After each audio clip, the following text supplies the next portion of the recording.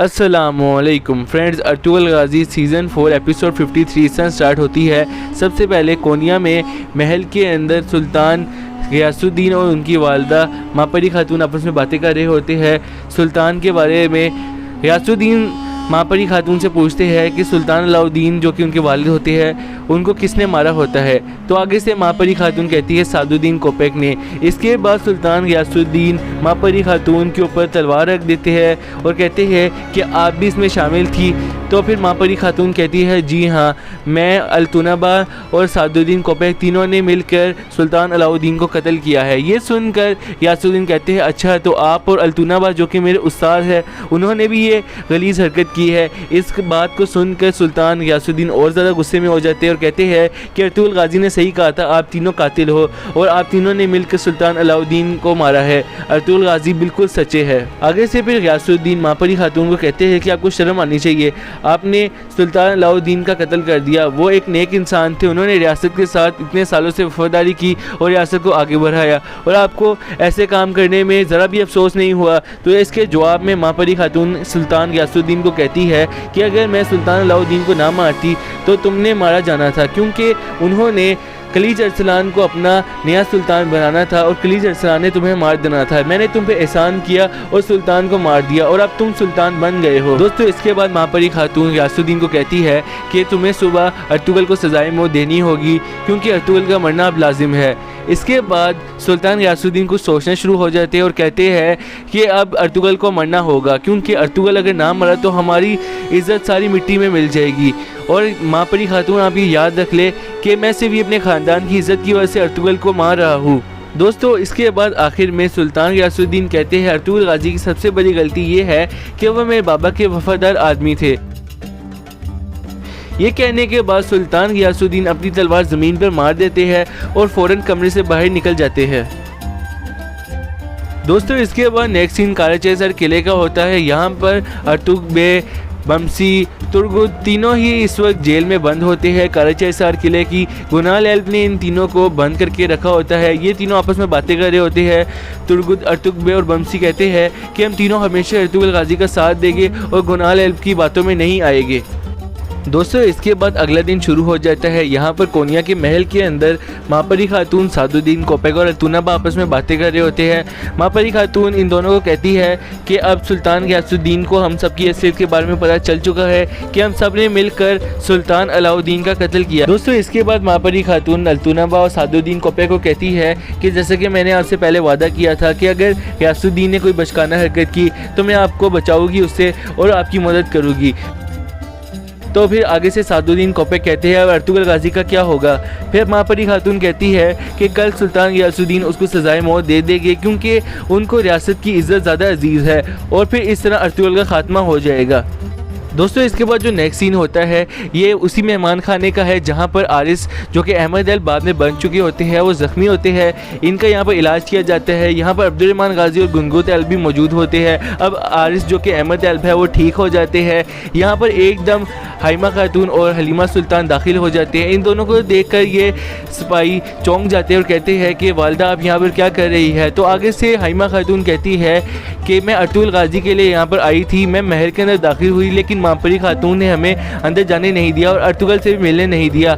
हमें अर्तुगरुल गाजी की बहुत ज़्यादा परेशानी है। मापरी खातून ने हमें महल से भी निकलवा दिया। दोस्तों, इसके बाद हलीमा सुल्तान कहती है कि मुझे लगता है सादुद्दीन कोपेक के साथ मापरी खातून भी इस चाल में मिली हुई है और अब हमें मोहतात रहना पड़ेगा।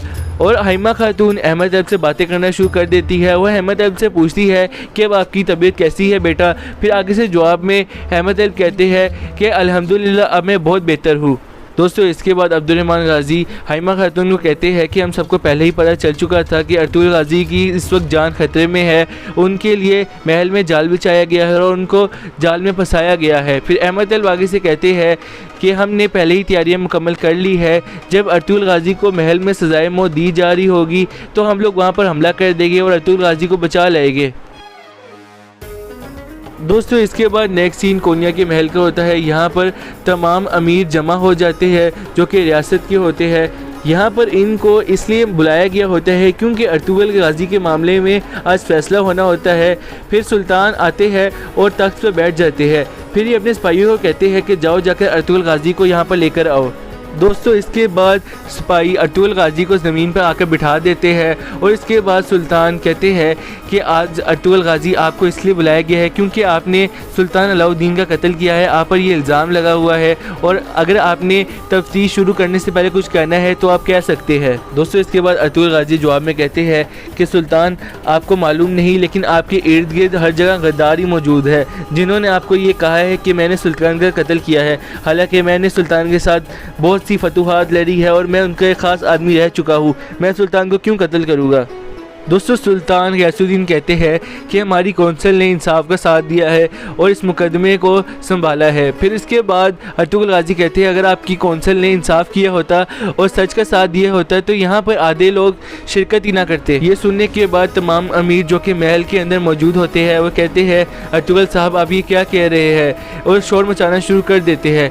इसके बाद सुल्तान गयासुद्दीन सबको खामोश करा देते हैं और कहते हैं कि अब फैसले का वक्त शुरू हो जाता है। दोस्तों इसके बाद गयासुद्दीन फैसला करने लगते हैं और कहते हैं कि काई के सरदार सुलेमान शाह के बेटे, अभी वो ये बात कर ही रहे होते हैं कि एकदम दरवाज़ा खुलता है, इब्नुल अरबी अंदर तशरीफ़ लाते हैं। दोस्तों इसके बाद इब्नुल अरबी को तमाम लोग देखकर हैरान हो जाते हैं और फिर इसके बाद सुल्तान अलाउद्दीन के बेटे सुल्तान गयासुद्दीन इब्नुल अरबी को कहते हैं कि आप यहाँ पर क्या कर रहे हैं, आप कौन हैं और आपको किसने अंदर आने की इजाज़त दी है। दोस्तों इसके बाद इब्नुल अरबी कहते हैं कि मैं अल्लाह ताला का एक गरीब बंदा हूँ जो लोगों को इंसाफ का मतलब और अल्लाह ताला का अज़ाब याद कराने आया हूँ, और वो कहते हैं कि मुझे इब्नुल अरबी कहा जाता है। दोस्तों इसके बाद सुंगुर्दगीन किले के अंदर दाखिल हो जाते हैं बैक साइड से। वो अपने सिपाहियों को कहते हैं कि आपने गैर ज़रूरी तलवार नहीं इस्तेमाल करनी क्योंकि ये हमारी रियासत के ही आदमी है, ये लोग अपने हुक्म के पाबंद है और हम लोग खून बहाने यहाँ पर नहीं आए हैं। दोस्तों इसके बाद काराचा हिसार किले में तुर्क कबाइल के तमाम सरदारान जमा हो जाते हैं। वो लोग अर्तुगरुल गाजी का वेट कर रहे होते हैं और कहते हैं कि अर्तुगरुल गाजी कहाँ पर है, कि एकदम किलेदार गुनाल एल्ब अंदर दाखिल हो जाते हैं। लोग उनको देखकर हैरान हो जाते हैं। वो एकदम सरदार की कुर्सी पर बैठ जाते हैं और कहते हैं कि मैं किलेदार गुनाल बे हूँ, आज से मैं यहाँ का सरदार हूँ। काराचा हिसार किला और इर्द गिर्द की तमाम ज़मीनें मेरे कंट्रोल में आएगी। दोस्तों ये सब सुनने के बाद तमाम लोग हैरान हो जाते हैं। फिर एक सरदार गुनाल बे से पूछता है कि अब अर्तुगरुल गाजी का क्या होगा। फिर जवाब में वो कहते हैं कि अर्तुगरुल गाजी ने सुल्तान का कत्ल किया है, जिसकी वजह से अर्तुगरुल गाजी को सज़ाए मौत सुना दी जाएगी और उनके साथियों को भी अब सज़ा दी जाएगी। ये बात सुनने के बाद तमाम सरदारान कहते हैं हम ये नहीं मान सकते, अर्तुगरुल गाजी एक बहुत ही निडर और एक आला शख्सियत के मालिक है, वो ऐसी गंदी हरकत कभी नहीं कर सकते। दोस्तों इसके बाद गुनाल बे गुस्से से अपनी कुर्सी से खड़े हो जाते हैं और तमाम सरदारान को कहते हैं खामोश हो जाए। फिर तमाम सरदारान खामोश हो गए, गुनाल बे की बातें सुनना शुरू कर देते हैं। वो कहते हैं कि अब से इन सरजमीनों का और काराचा हिसार किले मेरे कंट्रोल में होगी क्योंकि सल्जूक सल्तनत हमेशा सच का साथ देती है और उन्होंने तहकीक की है कि अर्तुगरुल गाजी ने सुल्तान को कत्ल किया है और सज़ा के तौर पर इनको सज़ाए मौत दी जाएगी। इस वजह से अब यहाँ पर मैं हुक्म चलाऊंगा और आप लोगों को मेरी बात माननी पड़ेगी। इसके बाद सरदारान अभी भी बहस करना शुरू कर देते हैं। वो अपने सिपाही को इशारा करते हैं। दोस्तों इसके बाद सिपाही फ़ौरन एक संदूक लेकर सरदारान के दरमियान में रख देते हैं। दोस्तों इसके बाद तमाम सिपाही पोटलियाँ सोने की निकाल के सरदारान में तकसीम कर देते हैं। सरदारान ये लेकर बहुत ज़्यादा खुश हो जाते हैं और कहते हैं कि अब से गुनाल बे हम आपके हुक्म के मुताबिक चलेंगे और अब से हम लोग हमेशा रियासत का साथ देंगे। दोस्तों इसके बाद सुल्तान गयासुद्दीन पूछते हैं कि मेरे वालिद जो कि सुल्तान अलाउद्दीन थे वो आपका हमेशा जिक्र करते थे और कहते थे कि इब्नुल अरबी एक बहुत ही नेक आदमी है, उन्होंने आपके साथ बहुत सा वक्त गुजारा है, मैं आपकी हमेशा इज़्ज़त करता हूँ, मैं आपसे ये बस पूछना चाहता हूँ कि आप यहाँ पर क्यों तशरीफ़ लाए हैं।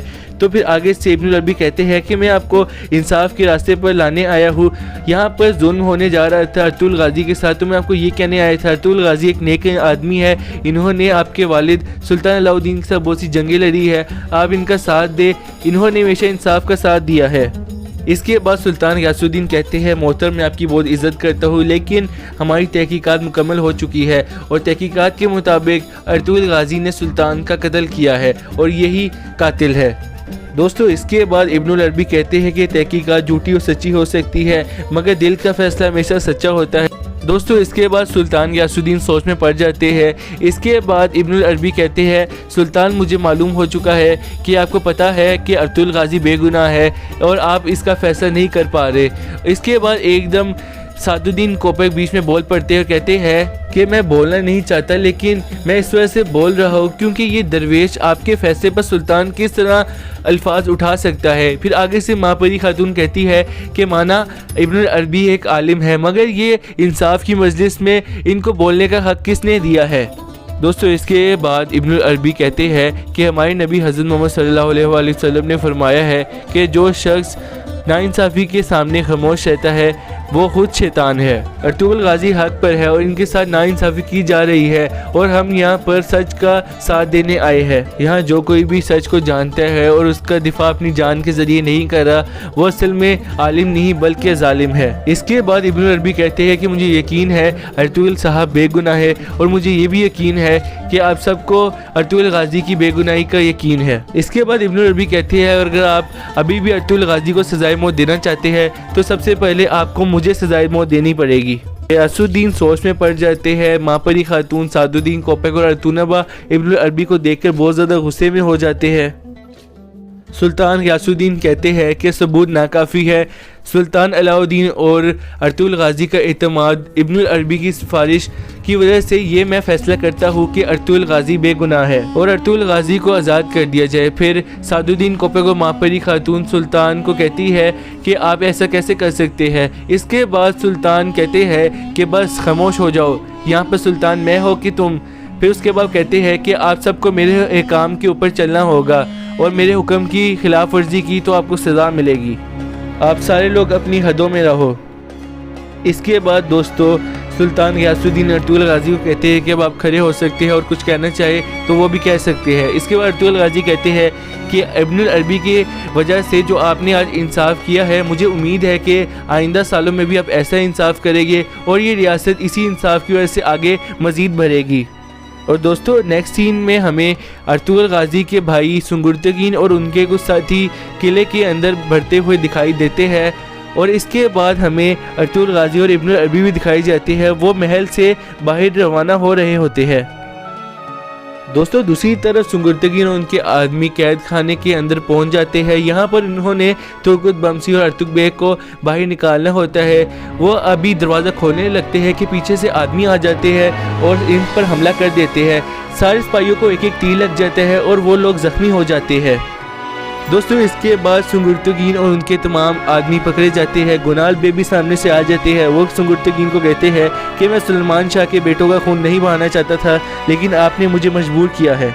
दोस्तों इसके बाद गुनाल बे अपने सिपाहियों को कहते हैं कि इन सब को भी जेल के अंदर फेंक दो और इन सब के लिए भी फांसी के पंदे तैयार करो। गुनाल बे के आदमी सुंगुर्तगीन और उनके सिपाहियों को जेल के अंदर बंद कर देते हैं और फिर गुनाल बे कैद खाने से बाहर निकल आते हैं। दोस्तों इसके बाद नेक्स्ट सीन मेहमान खाने का होता है। यहाँ पर हलीमा सुल्तान, हाइमा खातून, उनके कुछ आदमी वेट कर रहे होते हैं अर्तुगरुल गाजी का कि कोई खबर उनके बारे में पता चले कि एकदम इब्नुल अरबी और अर्तुगरुल गाजी मेहमान खाने के अंदर दाखिल हो जाते हैं। सारे लोग अर्तुगरुल गाजी को देखकर बहुत हैरान हो जाते हैं और खुशी से उनके पास आ जाते हैं। दोस्तों अर्तुगरुल गाजी, हलीमा सुल्तान, हाइमा खातून, आरिस जो कि अहमद एल्ब हो जाते हैं, गुनगुत एल्ब, अब्दुर्रहमान गाजी और सबसे मिलकर बहुत ज़्यादा खुश होते हैं। यहाँ पर अजीज़ भी इनके साथ आ जाते हैं क्योंकि अजीज़ को भी सुल्तान ने रिहा कर दिया होता है। दोस्तों इसके बाद अर्तुगरुल गाजी कहते हैं कि इब्नुल अरबी एकदम आगे, उन्होंने मेरी जान बचाई, इन्होंने इंसाफ दिलवाने में मेरी बहुत मदद की और इन्होंने सुल्तान गियासुद्दीन को कहा कि मैं बेगुनाह हूँ और इन्होंने मेरी बहुत मदद की। फिर इब्नुल अरबी कहते हैं कि मैंने मदद नहीं की बल्कि अल्लाह ताला ने आपकी मदद की है। दोस्तों इसके बाद हलीमा सुल्तान अर्तुगरुल गाजी को कहती है कि किलेदार गुनाल बे ने किले के अंदर अर्तुग बे, बमसी और तुर्गुत को आपके साथ मदद करने की सज़ा के तौर पर सज़ाए मौत देने का फ़ैसला किया है। दोस्तों इसके बाद अर्तुगरुल गाजी अहमद एल्ब को कहते हैं कि आप फ़ौरन घोड़े और सिपाहियों को तैयार करो, हम लोग फ़ौरन कराची हिसार किले की तरफ रवाना होने लगे हैं। दोस्तों इसके बाद कराची हिसार किले का सीन आता है। यहाँ पर जेल के अंदर सारे लोग कैद होते हैं। अर्तुग बे सुंगुर्तगीन का ज़ख्म ठीक करने की कोशिश करते हैं और उनको पट्टी कर देते हैं। फिर सुंगुर्तगीन आगे से कहते हैं कि अब मेरे भाई अर्तुगरुल गाजी का क्या होगा। दोस्तों सुंगुर्तगीन कहते हैं अगर हम लोग बाहर होते तो शायद हम अर्तुगरुल गाजी की मदद कर पाते। इतने में गुनाल बे भी आ जाते हैं। वो कहते हैं कि तुम अर्तुगरुल गाजी के लिए फ़िक्रमंद हो, आज महल में उस पर मुकदमा चलेगा और उसको सज़ाए मौत दे दी जाएगी।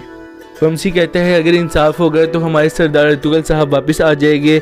और फिर आगे से गुनाल बे कहते हैं कि ऐसा नहीं हो सकता, उसके लिए वहाँ पर फंदा तैयार है और तुम लोगों के लिए यहाँ कराची हिसार किले में भी फंदा तैयार हुआ है। कल कोनिया के दरवाजे पर तुम्हारे सरदार अर्तुगरुल गाजी को लटका दिया जाएगा और मैं कराची हिसार किले की दीवारों पर तुम सबको लटका कर इबरत का निशान बनाऊंगा। ये कहने के बाद गुनाल बे कैद खाने से बाहर आ जाते हैं। दोस्तों इसके बाद नेक्स्ट सीन शुरू हो जाता है। यहाँ पर कोनिया के अंदर सादुद्दीन कोपक और महापरी आपस में बातें कर रहे होते हैं। सादुद्दीन कोपक महापरी खातून को कहते हैं कि सुल्तान ऐसा फैसला क्यों कर सकते हैं, उन्होंने अर्तुगरुल गाजी को आज़ाद कर दिया है, उन्होंने एक दरवेश की बातों में आकर अर्तुगरुल गाजी का साथ दे दिया। सुल्तान ने वही किया है जो उसको अच्छा लगे और अब हम भी वही करने जा रहे हैं जो हमें अच्छा लगेगा। मैंने अल्तुनबाग को रास्ते पर रवाना होने के लिए भेज दिया है, वो वहाँ पर पहुँच कर खलीज अरसलान और उसकी वालदा को मार देगा। सादुद्दीन ये सुन के कहते हैं आला। फिर वो कहता है कि अब अर्तुगरुल गाजी को आप मुझ पर छोड़ दीजिए, मैं अर्तुगरुल गाजी को मार दूंगा। फिर आगे से महापरी खातून कहती है क्या गुनाल बे इतने ताकतवर है कि वो अर्तुगरुल गाजी का मुकाबला कर सके। दोस्तों इसके बाद सादुद्दीन कोपक कहते हैं कि जब अर्तुगरुल गाजी किले के अंदर पहुंचेगा तो वो अपने करीबी साथी बमसी, तुर्गुत और अर्तुग बे को मारा हुआ पाएगा। वो ये देख के बहुत ज़्यादा गमगीन हो जाएगा। पीछे से गुनाल बे उस पर हमला कर देंगे और मैं इसको बेल्जिक के गवर्नर के पास फेंक दूंगा। दोस्तों इसके बाद आखिर में सादुद्दीन कोपक कहते हैं कि हम अर्तुगरुल को तो मार लेंगे, लेकिन अब आखिरी जो फैसला बचता है वो है सुल्तान गियासुद्दीन। ये कहीं अपने वालिद सुल्तान अलाउद्दीन की तरह इंसाफ पर ना पड़ जाए, क्योंकि अगर ये गुस्से में आकर इंसाफ करना शुरू कर दिया तो हम सारे फंस जाएंगे और हम सब का बुरा हाल हो जाएगा। ना चाहते हुए गियासुद्दीन भी अब इस कत्ल में शरीक है, इसलिए उसको हमेशा मेरा साथ देना होगा।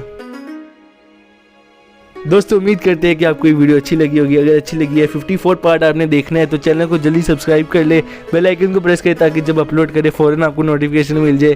कमेंट में बताइए कि आपको ये वीडियो अच्छी लगी है कि नहीं और लाइक लाजमी कर दीजिएगा और फ्रेंड और फैमिली मेंबर के साथ वीडियो को ज़रूर शेयर कीजिएगा। मिलते हैं किसी और वीडियो में, तब तक के लिए टेक केयर एंड अल्लाह हाफिज़।